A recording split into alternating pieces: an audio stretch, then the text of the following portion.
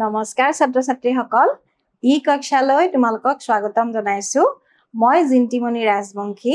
আজি তোমালোকৰ মাজলৈ আন এটা ভিডিঅলৈ পুনৰ আহিছো ছাত্ৰ ছাত্ৰীসকল আজিৰ ভিডিঅটিত আছে ষষ্ঠ শ্ৰেণীৰ সমাজ বিজ্ঞানৰ পাঠ্যপুথি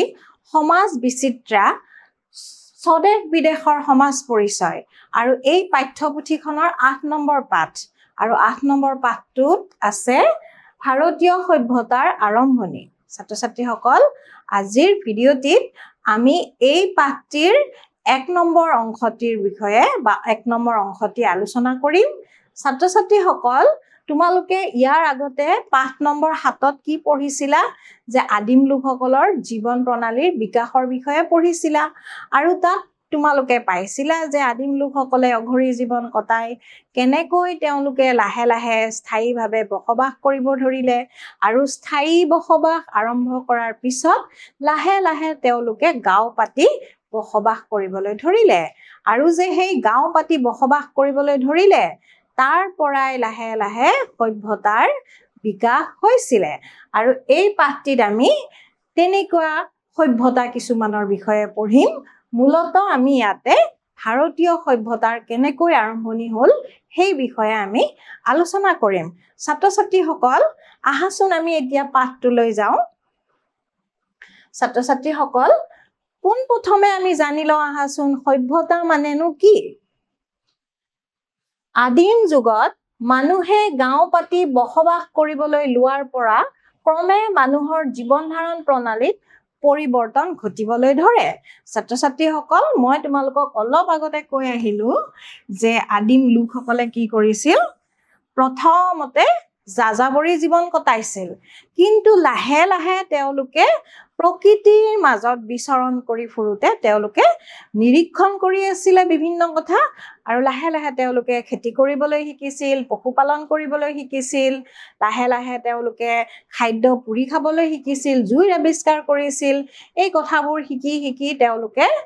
স্থায়ীভাৱে বসবাস কৰিবলৈ লৈছিল আৰু সেই স্থায়ী বসতিৰ পৰাই গাঁও আৰম্ভ হৈছিল আৰু যেতিয়া তেওঁলোকে গাঁও পাতি বসবাস কৰিবলৈ ধৰিলে তেওঁলোকৰ জীৱন প্ৰণালীটো কিছু কি হৈছিল পৰিৱৰ্তন ঘটিছিল সময়ৰ গতিত মানুহৰ প্ৰয়োজনো বাঢ়ি আহে আৰু এই প্ৰয়োজনীয়তাসমূহ পূৰণ কৰিবলৈ মানুহে জ্ঞান বুদ্ধিমত্তা আৰু নতুন দক্ষতা প্ৰয়োগ কৰিবলৈ ধৰে আৰু লাহে লাহে ছাত্ৰ ছাত্ৰীসকল তেখেতসকলৰ প্ৰয়োজনীয়তা বাঢ়ি আহিল যেতিয়া তেওঁলোকে যাযাবৰ আছিলে তেওঁলোকৰ প্ৰয়োজনসমূহ কম আছিল কিন্তু গাঁও পাতি বসবাস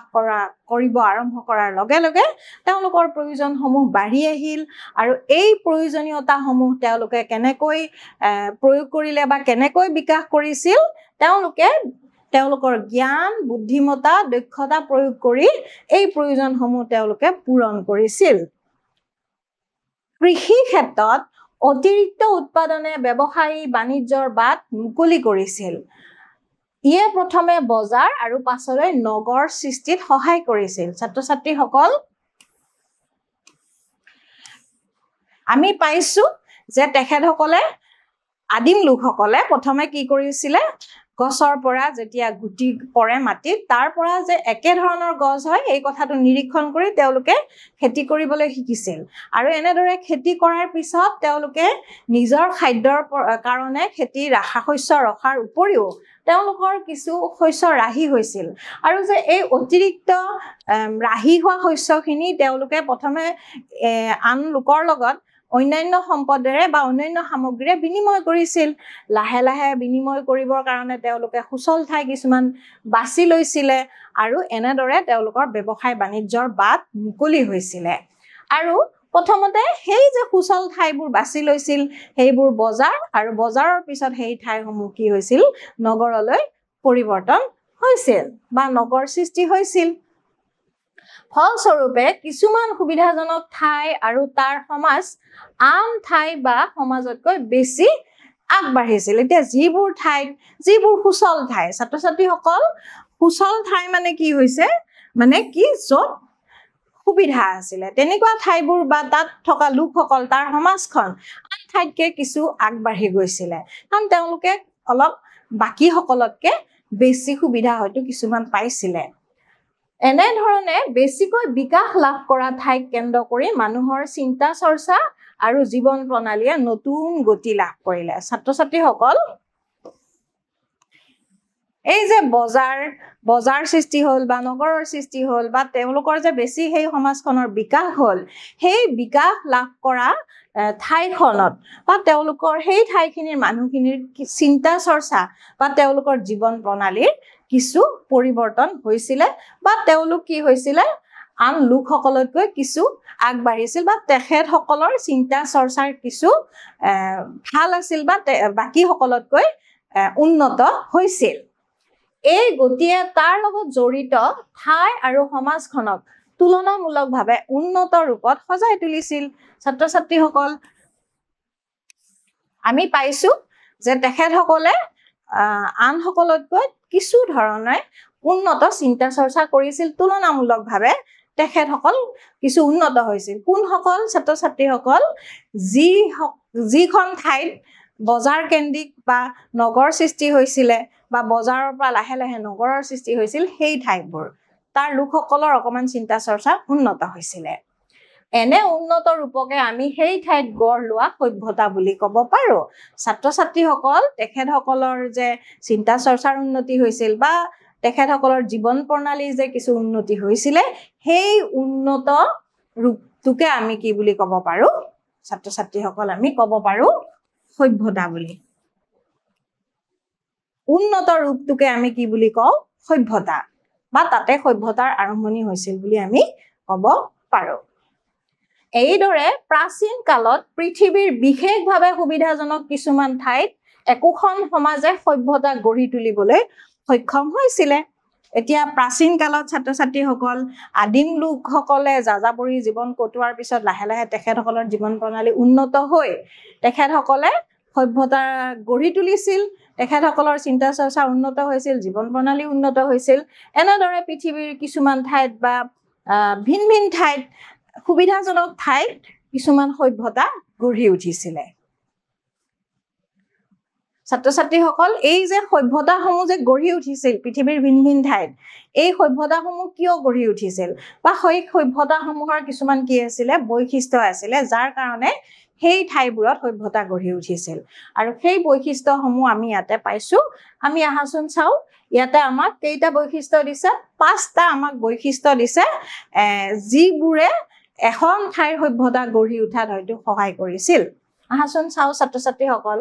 ইয়াতে আমাক দিছে যে শিল্প সামগ্ৰীৰ বাবে শিল ধাতু কাঠ আদি কেঁচামাল উপলব্ধ আছিল সেই সুচল ঠাই বুলি যেহেতু কৈছো ছাত্ৰ ছাত্ৰীসকল আমি পাই আহিছো যে সুচল ঠাইখনতহে সভ্যতা গঢ় লৈ উঠিছিল কিয় সুচল হৈছিল বা কিয় সভ্যতা গঢ়ি উঠিছিল এক নম্বৰ আমাক বৈশিষ্ট্য দিছে যে সেই ঠাইবোৰত হয়তো শিল ধাতু কাঠ আদি কেঁচামাল উপলব্ধ আছিল মানে তাতে হয়তো বেছিকৈ পাইছিলে বা সহজে পোৱা গৈছিলে সেই কাৰণে হয়তো তেনেকুৱা ঠাইবোৰত সভ্যতা সহজে গঢ় লৈ উঠিছিল ইয়াৰ পিছত আমাক আন এটা বৈশিষ্ট্য দিছে সেইটো হৈছে আভ্যন্তৰীণ আৰু বহি বাণিজ্য সক্ষম কৰা চুবুৰীয়া অঞ্চলৰ সৈতে অৰ্থনৈতিক সম্পৰ্ক মানে কি ছাত্ৰ ছাত্ৰীসকল আভ্যন্তৰীণ আৰু বহি বাণিজ্য ছাত্ৰ ছাত্ৰীসকল আভ্যন্তৰীণ মানে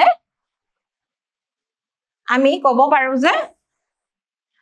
আভ্যন্তৰীণ মানে ভিতৰৰ বুলি ক'ব পাৰি বহি বাণিজ্য মানে ধৰা ওচৰ চুবুৰীয়া ঠাইবোৰৰ লগত তেখেতসকলৰ বাণিজ্য হৈছিল বাণিজ্য মানে ছাত্ৰ ছাত্ৰীসকল বেপাৰ আমি সহজ ভাষাত ক'ব গ'লে বেপাৰ বাণিজ্য কৰিব পাৰিছিল আৰু বাণিজ্য কৰাৰ ফলত তেখেতসকলৰ সেই অঞ্চলটোৰ লগত হয়তো তেখেতসকলৰ এটা অৰ্থনৈতিক সম্পৰ্ক গঢ় লৈ উঠিছিল অৰ্থনৈতিক সম্পৰ্ক গঢ় লৈ উঠাৰ কাৰণেও হয়তো সেই তেনেকুৱা অঞ্চলবোৰত সভ্যতা গঢ় লৈ উঠা বুলি আমি ক'ব পাৰো ইয়াৰ পিছত আৰু এটা আমাক বৈশিষ্ট্য আমাক ইয়াতে দিছে সেইটো হৈছে সভ্যতাৰ বিষয়ে উপলব্ধ নিৰ্ভৰযোগ্য তথ্য বা হয়তো বহুত ঠাই থাকিব পাৰে সেই সময়ত সভ্যতা গঢ় লৈ উঠা কিন্তু আমি যিবোৰ সভ্যতাৰ বিষয়ে আমি এতিয়া পঢ়িম এই পাঠটোত সেই সভ্যতাসমূহৰ হয়তো বেছি তথ্য উপলব্ধ আছে কাৰণে হয়তো আমি আজি গম পাওঁ হয়তো কিছুমান সভ্যতা আছিলে আমি যিবোৰৰ তথ্য নাই কাৰণে আমি হয়তো আজি নাজানিব পাৰো কিন্তু সহজতে তথ্য পোৱাৰ কাৰণে আমি এই সভ্যতাবোৰৰ বিষয়ে আমি গম পাওঁ ইয়াৰ পিছত লিখিত সাহিত্য শিলালিপি ফলক আদি সৃষ্টিশীল অভিব্যক্তি আৰু কোনবোৰ কথাৰ পৰা গম পালো যে আমি সভ্যতা যে তাত গঢ় লৈ উঠিছিল সেইটো হৈছে যে তাত হয়তো কিছুমান লিখিত সাহিত্য আছিল শিলালিপি আছিল ফলক আছিল বা কিছুমান সৃষ্টিশীল অভিব্যক্তি যিবোৰৰ কাৰণে আমি এতিয়া গম পাইছো বা হেনেকুৱা ঠাইবোৰত এই বৈশিষ্ট্যবোৰ আছিল কাৰণে তাত সভ্যতা গঢ় লৈ উঠিছিল বা আমি এতিয়া গম পাওঁ যে সেই অঞ্চলবোৰত সভ্যতা গঢ় লৈ উঠিছিল ইয়াৰ উপৰি আছে উপযুক্ত কৃষিৰ জৰিয়তে খাদ্য আৰু সামগ্ৰী যোগান ধৰা সমৃদ্ধিশালী গাঁও তাৰ উপৰিও উপযুক্ত কৃষি আৰু খাদ্য সামগ্ৰী যোগান ধৰা সমৃদ্ধিশালী গাঁওবোৰ আছিল কাৰণেও হয়তো সেই অঞ্চলবোৰত সভ্যতা গঢ় লৈ উঠিছিল ছাত্ৰ ছাত্ৰীসকল আমাক এই পাঁচটা বৈশিষ্ট্য আমাক দিছে যে সভ্যতা গঢ় লৈ উঠাৰ কিছুমান বৈশিষ্ট্য আমি পালো আৰু এই মূলত এই পাঁচটা বৈশিষ্ট্যৰ বিষয়ে আমি আলোচনা কৰিলো এই কেইটা কাৰণৰ দ্বাৰা আমি গম পাওঁ যে সেই অঞ্চলবোৰত সভ্যতা যে গঢ় লৈ উঠিছিল ছাত্ৰ ছাত্ৰীসকল এই সভ্যতাসমূহ যে গঢ় লৈ উঠিছিল সেই সভ্যতাসমূহ কি আছিল নৈপৰীয়া সভ্যতা ছাত্ৰ ছাত্ৰীসকল নৈ মানে হৈছে নদী আৰু নৈপৰীয়া মানে নদীৰ পাৰত বুলি ক'ব পাৰি বজাৰ নগৰক কেন্দ্ৰ কৰি গঢ়ি উঠা এই সভ্যতাসমূহৰ বেছিভাগ বিকাশ লাভ কৰিছিল নদীৰ পাৰত ছাত্ৰ ছাত্ৰীসকল বজাৰ বা নগৰক কেন্দ্ৰ কৰি যিবোৰ সভ্যতা গঢ়ি উঠিছিল মূলত সেই সভ্যতা ক'ত আছিল ক'ত গঢ়ি উঠিছিল সেইবোৰ বেছিভাগ সভ্যতাৰ বিকাশ ক'ত লাভ কৰিছিল নদীৰ পাৰত ছাত্ৰ ছাত্ৰীসকল নদীৰ পাৰতে গঢ় লৈ উঠিছিল আৰু সেই কাৰণে নৈপৰীয়া সভ্যতা বুলি কয় কিয়নো নৈৰ পাৰত সেই সভ্যতাবোৰ গঢ় লৈ উঠিছিল বা সেই সভ্যতাবোৰৰ বিকাশ হৈছিল প্ৰধান নদী উপত্যকাৰ সভ্যতাসমূহ আমি ইয়াতে মূলত পৃথিৱীৰ কিছুমান প্ৰধান নৈপৰীয়া সভ্যতাৰ বিষয়ে আমি ইয়াতে পাম ইয়াত আমাক দিছে এক নম্বৰতে দিছে হৰপ্পা সভ্যতা ছাত্ৰ ছাত্ৰীসকল হৰপ্পা সভ্যতা হৈছে সিন্ধু নদীৰ পাৰত গঢ় লৈ উঠা সভ্যতা সিন্ধু নদীৰ পাৰত সেইকাৰণে হৰপ্পাটো কি হয় নৈপৰীয়া সভ্যতা তাৰ পিছত আহিল মিছৰীয় সভ্যতা আৰু মিছৰীয় সভ্যতাও ক'ত গঢ় লৈ উঠিছিল ছাত্ৰ ছাত্ৰীসকল নীল নদীৰ পাৰত আৰু নীল নদীৰ পাৰত মিছৰীয় সভ্যতা গঢ়ি উঠিছিল কাৰণে মিছৰীয় সভ্যতাটোকো আমি নৈপৰীয়া সভ্যতা বুলি আমি ক'ব পাৰো ইয়াৰ পিছত আহিল মেছ'পটেমিয়াৰ সভ্যতা ছাত্ৰ ছাত্ৰীসকল গঢ় লৈ উঠিছিল টাইগ্ৰিছ আৰু ইউফ্ৰেটিছ নৈৰ পাৰত মিছৰীয় সভ্যতা ছাত্ৰ ছাত্ৰীসকল মিছৰীয় সভ্যতা নহয় মেছ'পটেমিয়া সভ্যতা ক'ত গঢ় লৈ উঠিছিল টাইগ্ৰিছ আৰু ইউফ্ৰেটিছ নদীৰ পাৰত মিছৰীয় সভ্যতা নীল নদীৰ পাৰত গঢ়ি উঠিছিল তাৰ উপৰি আৰু এটা সভ্যতা চীনা সভ্যতা ক'ত গঢ় লৈ উঠিছিল হুৱাংহু আৰু ইয়াংচি ছাত্ৰ ছাত্ৰীসকল মনত ৰাখিবা তোমালোকে চীনা সভ্যতাও হুৱাংহু আৰু ইয়াংচি নদীৰ পাৰত গঢ় লৈ উঠিছিল যিহেতু এই সভ্যতাবোৰ আমি যি কেইটা সভ্যতাৰ বিষয়ে ইয়াতে পালো হৰপ্পা সভ্যতা মিছৰীয় সভ্যতা মেছ'পটেমিয়া সভ্যতা চীনা সভ্যতা এই আটাইকেইটা সভ্যতা নৈৰ পাৰত গঢ় লৈ উঠিছিল কাৰণে এইকেইটাক আমি নৈপৰীয়া সভ্যতা বুলি ক'ব পাৰো ছাত্ৰ ছাত্ৰীসকল তোমালোকে ইয়াতে এখন মানচিত্ৰ দেখা পাবা ইয়াত আমাক কৈছে যে নৈৰ পাৰত গঢ় লৈ উঠা কাৰণে এই সভ্যতাবোৰক নৈপৰীয়া সভ্যতা বুলি কোৱা হয় আমি পাইছো মই অলপ আগতে তোমালোকক ক'লো কিয় নৈপৰীয়া সভ্যতা বুলি কয় যিহেতু সেই বিখ্যাত সভ্যতাবোৰ নদীৰ পাৰত গঢ় লৈ উঠিছিল আৰু সেই কাৰণে সেই সভ্যতাবোৰ হৈছে নৈপৰীয়া সভ্যতা আৰু তোমালোকক ইয়াত এখন মানচিত্ৰ দিছে আৰু মানচিত্ৰখনত তোমালোকক দেখাইছে আমি কোন কেইটা সভ্যতাৰ বিষয়ে পালো যিকেইটা সভ্যতাৰ বিষয়ে আমি অলপ আগতে পাই আহিলো হৰপ্পা সভ্যতা মেছ'পটেমিয়া সভ্যতা তাৰ পিছত মিছৰীয় সভ্যতা ইয়াতে তোমালোকক দেখাইছে তোমালোকে মন কৰিবা এই যে হালধীয়া ৰঙৰে চিহ্নিত কৰিছে এইখিনি হৈছে মিছৰীয় সভ্যতা তাৰ পিছত ৰঙা ৰঙেৰে চিহ্নিত কৰিছে এইখিনি ছাত্ৰ ছাত্ৰীসকল এইখিনি হৈছে মেছ'পটেমিয়া সভ্যতা এইখিনিত মেছ'পটেমিয়া সভ্যতা গঢ় লৈ উঠিছিল তাৰ পিছত নীলা ৰঙেৰে চিহ্নিত কৰাখিনি এইখিনি ছাত্ৰ ছাত্ৰীসকল নীলা ৰং নীলা মানে কাঢ়া নীলা ৰঙেৰে যিখিনি চিহ্নিত কৰিছে সেইখিনিত হৰপ্পা সভ্যতা গঢ় লৈ উঠিছে এইখন পৌৰাণিক এইখিনি ভাৰতবৰ্ষৰ এইখিনি অংশ যেন লাগিছে ছাত্ৰ ছাত্ৰীসকল তাৰ পিছত গুলপীয়া ৰঙেৰে যিখিনি চিহ্নিত কৰা হৈছে এইখিনিত চীন সভ্যতা বা চীনা সভ্যতা গঢ় লৈ উঠিছিল ইয়াতে এখন পৌৰাণিক মানে নৈপৰীয়া সভ্যতাৰ তোমালোকক এখন মানচিত্ৰ দিছে যে সেই সময়ত নৈৰ পাৰত যে গঢ় লৈ উঠিছিল সভ্যতা সেই সভ্যতাৰ তোমালোকক এটা মানচিত্ৰখনৰ জৰিয়তে এটা তোমালোকক আভাস দিছে ছাত্ৰ ছাত্ৰীসকল আমি এই মানচিত্ৰখনত নৈপৰীয়া সভ্যতা কিছুমানৰ চিত্ৰ দেখিলো পৌৰাণিক এখন মানচিত্ৰ ইয়াতে তোমালোকক চিন দিয়াবোৰত আমি দেখিলো যে কেনেকে নৈপৰীয়া সভ্যতা কিছুমান ঠাইত গঢ় লৈ উঠিছিল ছাত্ৰ ছাত্ৰীসকল আমি এই অংশটি শেষ কৰাৰ আগতে তোমালোকলৈ দুটা মূল্যায়ন ৰাখিছো আৰু মূল্যায়নত তোমালোকক মই আজি লৈ আহিছো খালি ঠাই পূৰ কৰা প্ৰথমটি খালি ঠাই পূৰ কৰা আছে